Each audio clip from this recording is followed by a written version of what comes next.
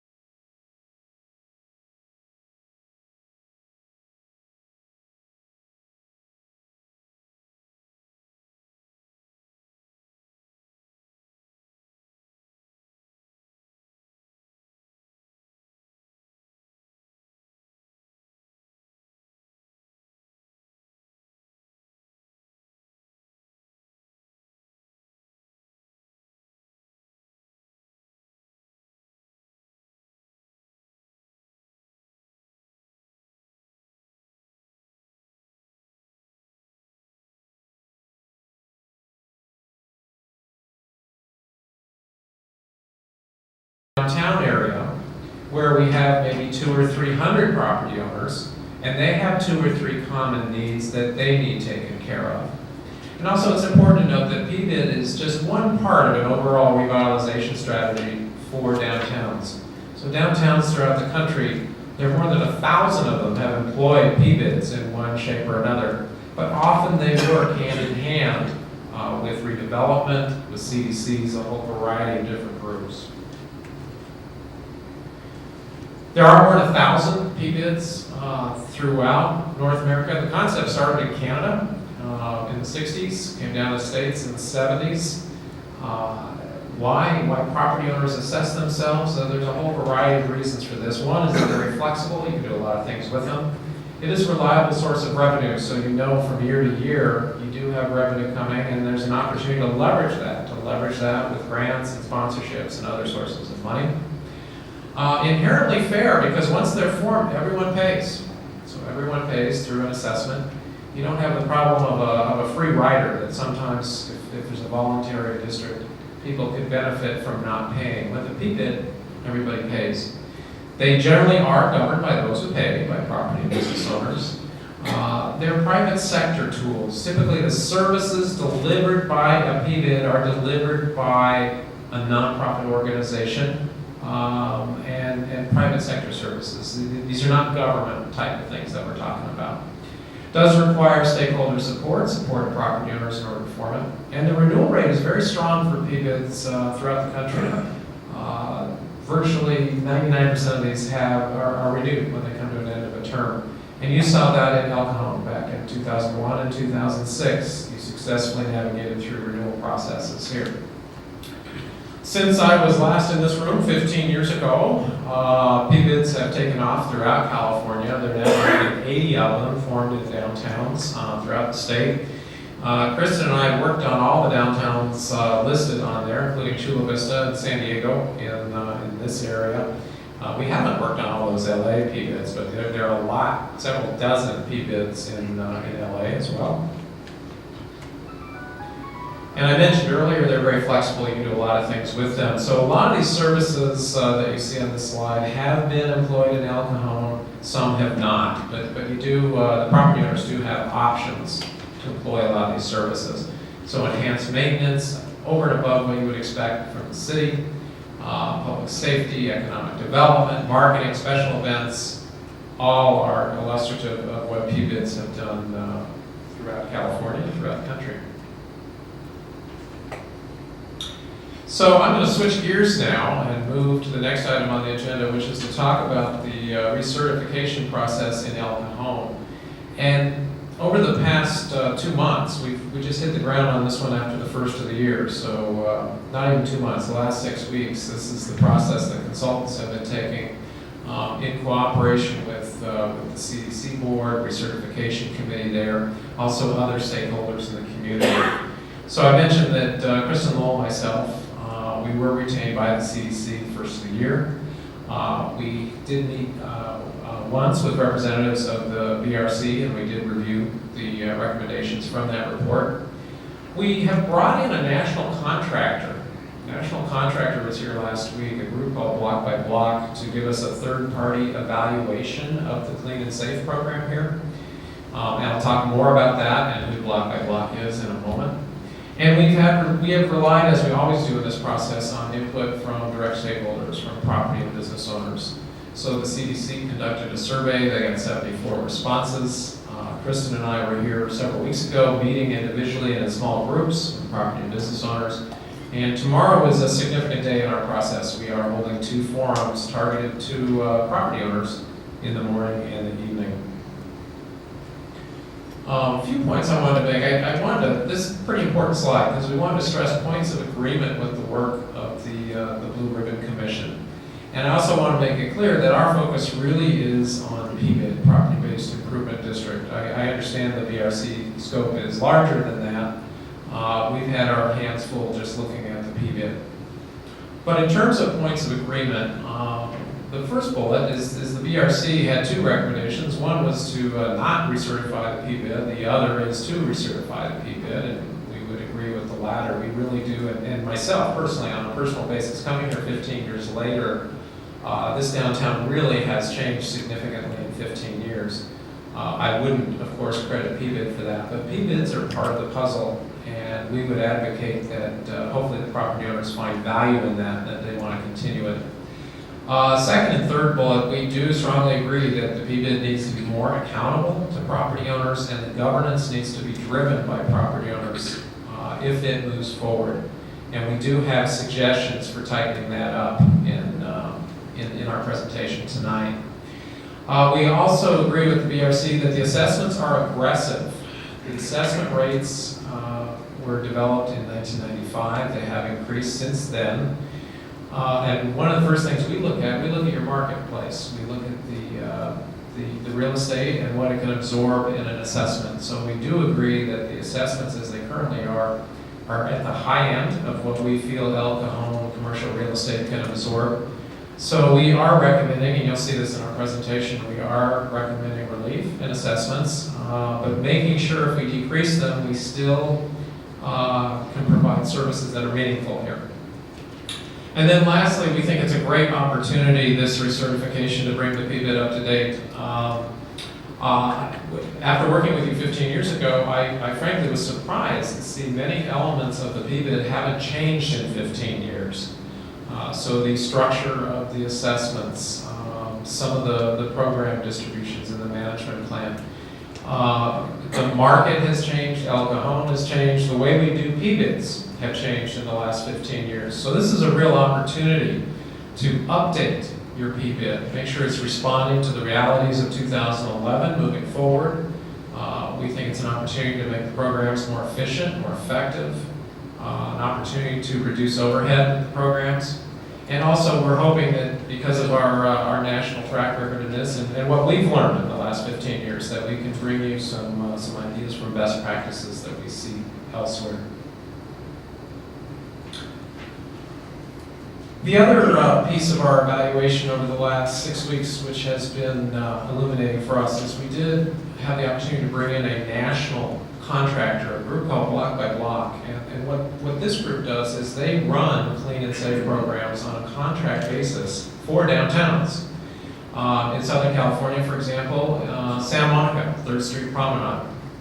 The hospitality ambassadors, the cleaning crews are operated through a contractor through this group called Block by Block.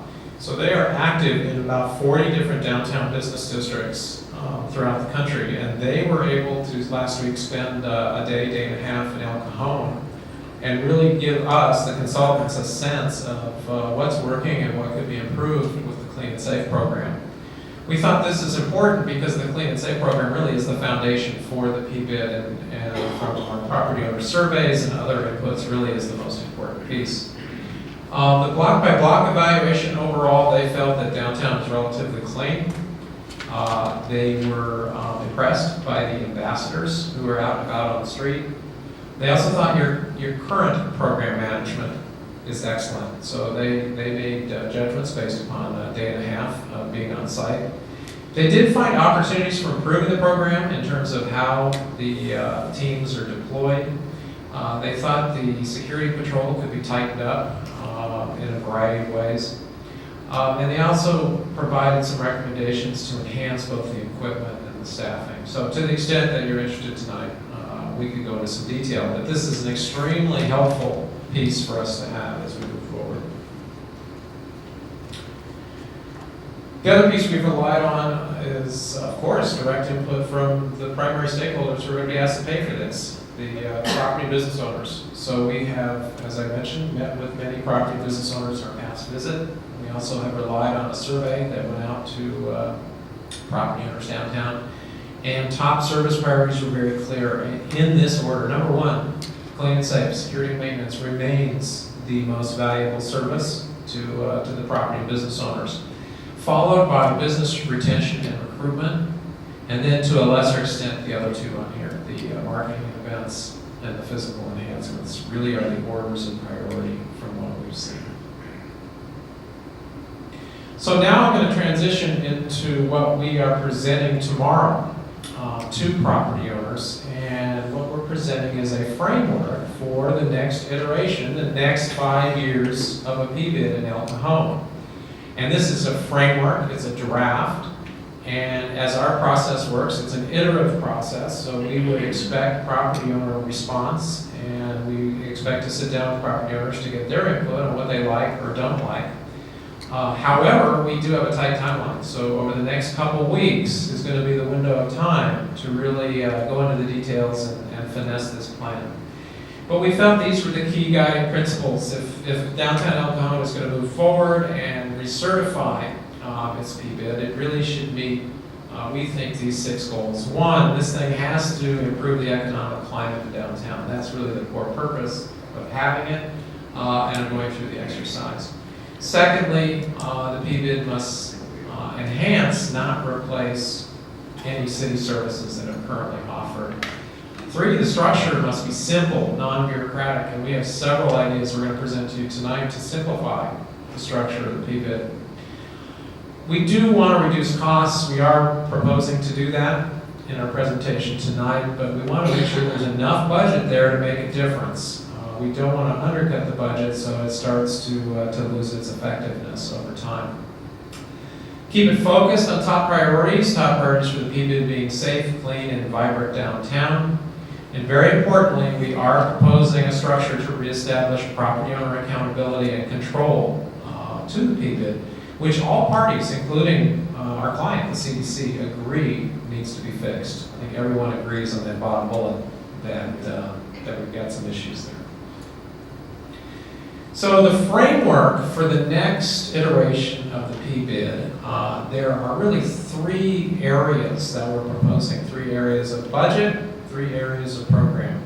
The first one is environmental enhancements, and what that means is keeping downtown clean, safe, and attractive. That's the environment of downtown. So it's clean and safe services and any physical improvements that the property and business owners may want to undertake.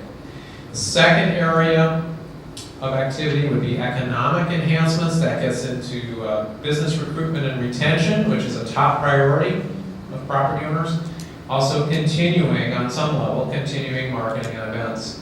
And then lastly, management and leadership. We are recommending that we continue to have staffing. You have to have staffing for this type of thing. So we need a professional staff to run the PBID as you would any business.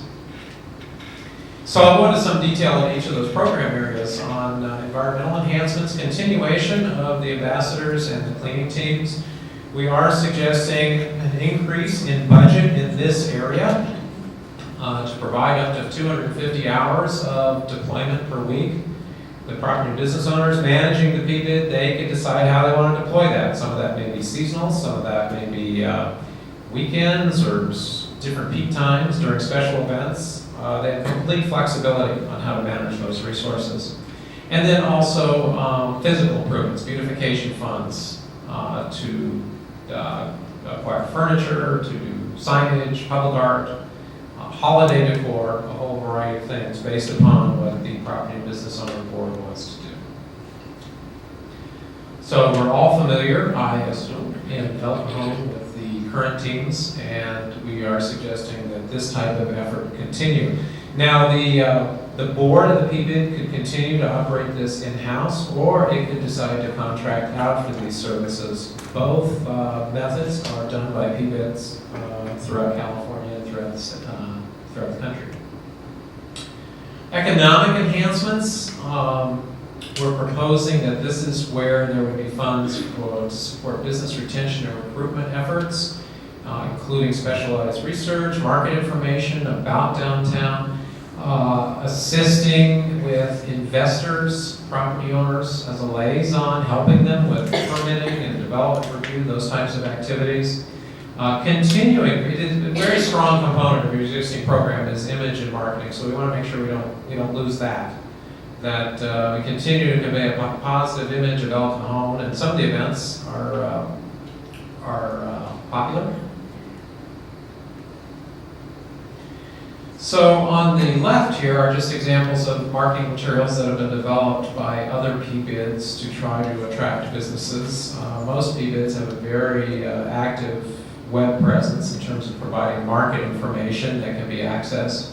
And then you have some before and after examples in El Cajon where there has been success with renovations. And of course, special events, and making sure that some of the popular special events are continued and we activate downtown in a positive way. The next several slides, and I apologize because the lighting is a little washed out on this one because it doesn't illustrate the full boundary, but what we are doing, we're proposing to simplify the boundary of the PBID. So currently this map, again, in this light doesn't show up particularly well, but there are currently 3 zones within your PBID, different assessment rates, and in theory, different benefits in each of those zones. Maine and Magnolia currently pay the highest rate, and then there's a second tier in the yellow area around. There's sort of a washed out yellow, that's Maine and Magnolia, and then there's a darker yellow, that's the second zone. The third zone, which you can't really see, is stretches beyond these boundaries, mostly along Maine, all the way to the transit center. We're proposing, one of our proposals is to go from 3 zones to 2 zones, which you can't see on this map either. But the core zone would essentially remain the same, which is Maine and Magnolia, and then everyone else that's currently in the PBID would just be in 1 second zone. We wouldn't have the 3 zones. There is also one boundary modification that we're recommending. There is a large residential development on the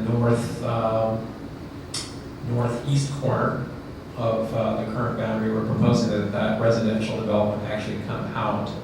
So again, I apologize for the quality of these maps and the quality of these maps, and we can go back to these in some way later to try to clarify. I think the key thought, though, is we are trying to simplify the structure of this thing and go from 3 zones to 2 zones. We're also proposing to reduce the budget. Currently, the budget is approximately about $700,000 a year. We're proposing about a 10% reduction overall in budget. We are proposing to put the largest share of the funds in the Clean and Safe program and any physical enhancements if there's funding left over, because this is clearly the top priority from the property business owners that we've talked to. Economic enhancements is less than what is currently being spent, but our expectation is that for certain special events and marketing programs that the PBID proponents, the managers of the PBID, would be raising other funds. They'd be raising sponsorships, perhaps grants to try to enlarge that. And then management and leadership, that is administration, we're suggesting reducing that from current levels to a level that's more typical of PBIDs that we work with throughout the country. We also have a reserve on there. The reserve takes care of delinquencies and is just prudent for PBIDs in terms of business practices. Now, what this does to assessments is pretty interesting, and here we go again. We're messing with the current PBID because we're proposing to drastically simplify the assessment methodology. So the current assessment methodology is based on a combination of lot frontage, of building footprint, and lot square footage. That made sense in 1995. We don't know if that makes sense in 2011. So we are suggesting replacing that with a simplified assessment that would simply be a combination of lot plus building square footage, adding those 2 things, lot plus building, and then multiplying that by these rates. So in the high service zone, the premium zone, Maine Magnolia, for a commercial or government property is a little over 8 cents per square foot of lot plus building. In the standard area, which was the area you couldn't see on the map, a little over 6 cents. We're also proposing a differential rate for residential and nonprofit uses. We're proposing that residential and nonprofit would fully benefit from the clean and safe services, but would not benefit from the marketing and the special events. So that's how we get this differential rate. This has emerged, what you're looking at has emerged as a standard practice in PBIDs over the last several years. The bottom line, and perhaps for the property owners in the audience, the next slide is probably the most important. This is the result of this assessment methodology on the ratepayers within the district. 88% of the parcels would see a reduced assessment under this change between the reduced budget and the new assessment methodology. 88% of the parcels would see a reduced assessment. In what is currently Zone 1, that that would be about a 5% reduction. In what is currently Zone 2 would be about a 15% reduction. And what is currently Zone 3, or what is currently the lowest rate, would see almost a 5% reduction as well.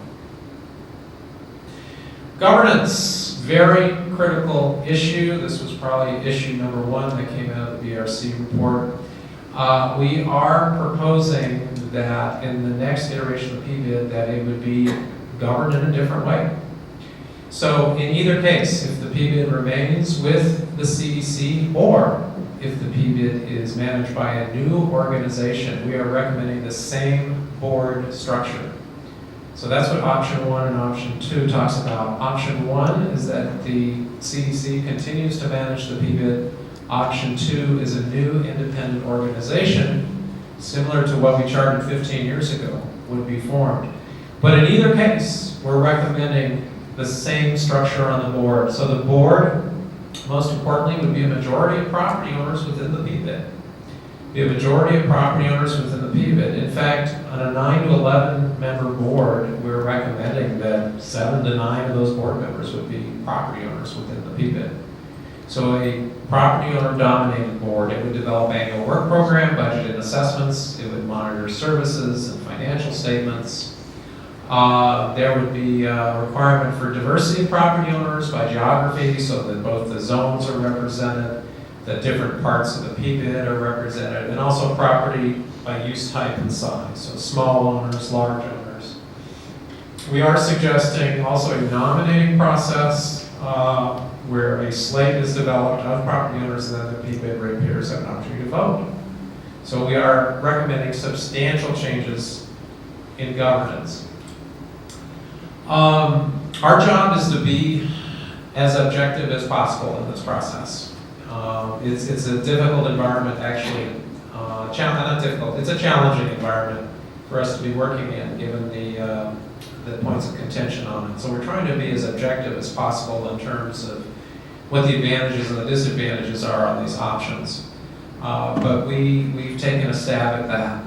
So option 1, if the board is a property owner management board within the CDC, we see several advantages to that. It would maximize property owner accountability, certainly beyond what exists today. There is the opportunity to leverage resources, to leverage PBID with CDC dollars. And the notion of one unified downtown organization is a very desirable idea. On the cons on this, it still relies on the CDC board and staff to execute programs, and that I know is an issue with some of the property owners that we've talked to today, that there's still some significant hurdles there to overcome. Secondly, and this is not that uncommon when we work with PBIDs, but the PBID would require within the CDC more of an operational identity. So the crews, for example, the ambassadors maybe don't have CDC shirts, they got PBID shirts. There needs to be more accountability, operational identity to who is paying for the service, which would be the PBID. Option number 2, a new independent organization. We think there are some pros and cons there as well. Certainly that is the way to maximize property owner accountability, period, because we're creating essentially a new organization that has a property owner board. Secondly, it certainly clarifies the roles and responsibilities of the PBID, and it is managed by an entrepreneurial smaller staff, which we know is a positive with several of the property owners that we've talked to. Potential cons, disadvantages to a new independent organization. Well, it does require the creation of a new organization, and there are some costs and some time issues related to that. What we would hate to see here is to create 2 downtown-focused organizations. I guess maybe as someone working from the outside, that's probably my biggest concern in all of this, is we don't necessarily want 2 downtown organizations in a market the size of, any market, frankly. These things generally tend to work better if they're under one organizational umbrella. So we would hate to see that if there were 2 downtown-focused organizations. Last couple slides. Also in the management plan, there are some what we call adjustments and safeguards. There's an annual cap on the assessment where it can't exceed a certain amount. We have been a little aggressive with these caps lately because we're a little concerned about inflation in the economy here over the next 5 years. With all the debt that our country seems to be taking on right now, it's possible that we could have high interest rates. So we want to protect the PBID in case we do get in an inflationary cycle, that property owner board could raise assessments as much as 5%. We'll hear from the property owners tomorrow. They may not like that, and certainly we can reduce that. We have done 3% in the past, but are concerned about systemic inflation over the next few years. Base level of service agreement with the city, that's a standard piece where we ask the city to outline specifically what its services are so that the property owners know they're not going to be providing those same services. And we are suggesting a 5-year life beginning in next January for the next iteration of PBID. PBIDs can go as long as 10. We suspect in the climate that we're dealing with right now that 5 years is probably well enough to see how it performs next. So a summary of the recommended changes that we are proposing to the property owners tomorrow for the next iteration of the PBID. These are really the key changes. We want to simplify the zones from 3 to 2.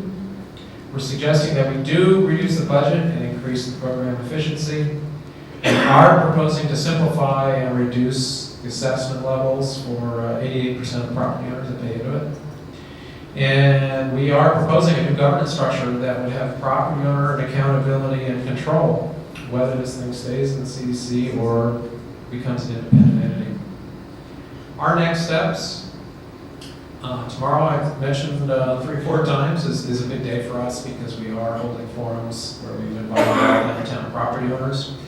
We are on a fast track in order to get this thing renewed so that it continues, so you don't have a gap, so you're not waiting a year without a PBID.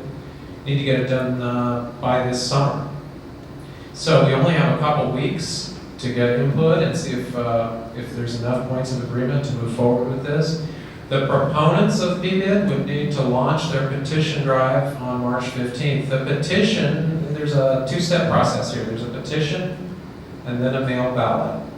The petition essentially allows us to go to the mail ballot. So if there's no petition, if there's insufficient petition support, the effort essentially is over and there's no ballot. In order to succeed in petition, the proponents of a PBID need petitions representing more than 50% of assessments. It's not by owner, it's weighted by assessment. So the city and the county account for about 33% of the assessment base in the next iteration of PBID. It has been a practice in most of the communities that we've worked in that the city considers the petition to allow it to go to ballot. Cities sometimes, though, will not vote on the ballot and just let the property owners determine for themselves which way the thing should go. Deadline for petitions is the middle of May. That triggers a mail ballot. The mail ballot goes individually to each of the property owners. They can vote yes or no. The ballots then come back to this body. City Council holds a final public hearing to receive the ballots. And if there is sufficient support, if there's more than 50% of the ballots in favor of the PBID, the council may then decide to extend the life for another 5 years. So with that, I hope I was respectful of time, but that's a tour of what we're proposing for the next iteration of PBID. Myself and Kristen will be here as long as you want this evening, and actually for the next couple days to answer any questions you may have.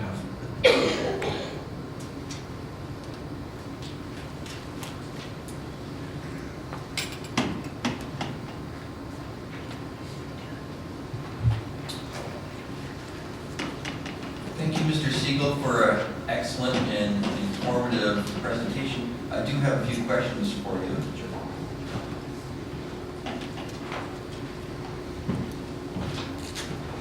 How many PBIDs are managed by a CDC like this? This is unusual. We are most familiar with what's called a holding company concept as it relates to PBID. So it's not uncommon to have a nonprofit organization that manages a PBID and manages a CDC and manages a variety of other entities. That type of concept is not uncommon.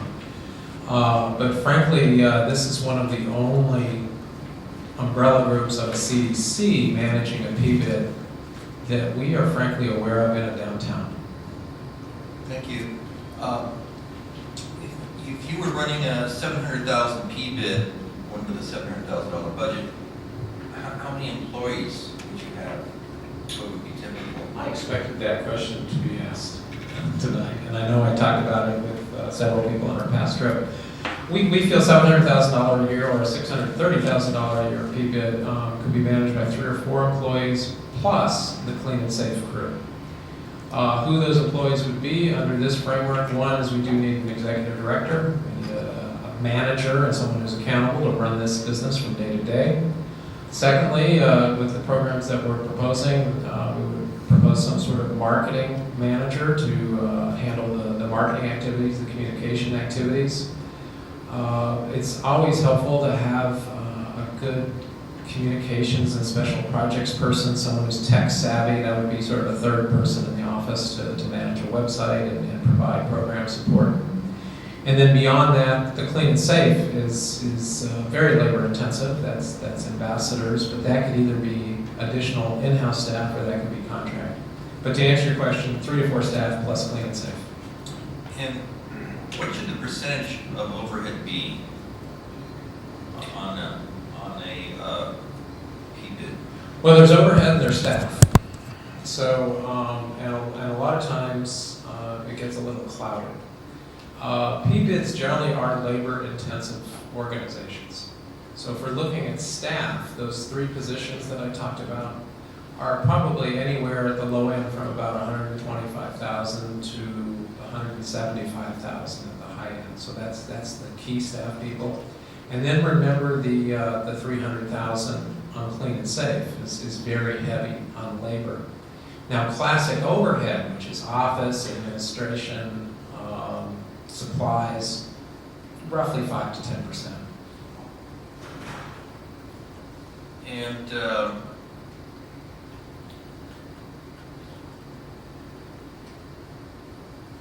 looking at the makeup of the board of the PBID, our PBID we have right now, about 2/3 are controlled by non-owners. And so your recommendation is pretty much the flip side of that, isn't it? Yes, you're correct, and I think everyone acknowledges that at this point in time, that the existing situation does not provide accountability to the property business owners that you generally find in a PBID. To be honest with you, in working with PBIDs throughout the country, I don't recall a board that was not a majority property business owners. Okay, thank you very much. Any questions? Councilmember Wells? I just wanted to ask you to clarify, just one thing you said that intrigued me was that we could put it to the ballot without the city and the county having such a weighted portion of the vote. If we were to, because to me that seems a little undemocratic to some degree, that the decision that the city makes really sways the entire vote one way or the other. If we were to put it just to the public, the question of the PBID, have you seen that done before, and what are the mechanics of that? Yes, I've seen about half, maybe 2/3 of the local governments I've worked with will participate in both. They'll participate in both the petition, and the petition again gets it to ballot. About 2/3 of the local governments I've worked with will participate in both the petition and the ballot, because those local governments, they're as we're property owners, we're paying an assessment. But about 1/3 of the local governments I work with will only participate on the petition and essentially say, look, we don't want to sway, and you do have a heavy influence here, and so they say we don't want to sway the ballot, we want the property owners to figure this out themselves. So did that further muddy the waters for you, or did that answer? Yeah, it's just, if you could just explain a little bit more, essentially there's 2 issues here. One is whether or not property owners, which we are a part of, choose to put a tax upon themselves. Right.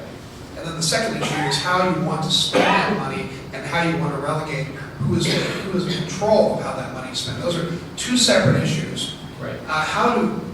In light of the question of taking the city out of at least part of that, of deciding, if the city were to take itself out of deciding whether or not to assess the tax itself, and then the people were to decide either yes or no they want to be assessed a tax, would the city then be able to retain any control of the structure of how that tax was then administered?